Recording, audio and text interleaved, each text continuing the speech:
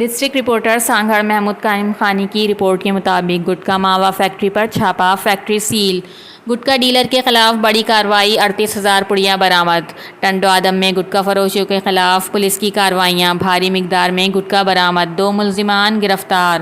تفصیلات کے مطابق ٹنڈو آدم بی سیکشن تھانے کی حدود میں پولیس نے SHO بی سیکشن ٹنڈو آدم ذوالفقار علی پاپی کی قیادت میں گوٹ میر حسن مری میں مظہر قاسقالی کی گٹکا بنانے کی فیکٹری پر چھاپا مار کر ایک ملزم بہادر قاسقالی کو گرفتار کیا ہے، جبکہ ملزم مظہر قاسقالی فرار ہو گیا۔ اس مقام سے 450 پیکٹ تیار ماوا گٹکا، 135 کلو سپاری، 2 کٹے چونا، 1 ویٹ اور گرائنڈر مشین کے علاوہ گٹکے کی تیاری میں استعمال ہونے والا دیگر سامان بھی برآمد کر لیا گیا۔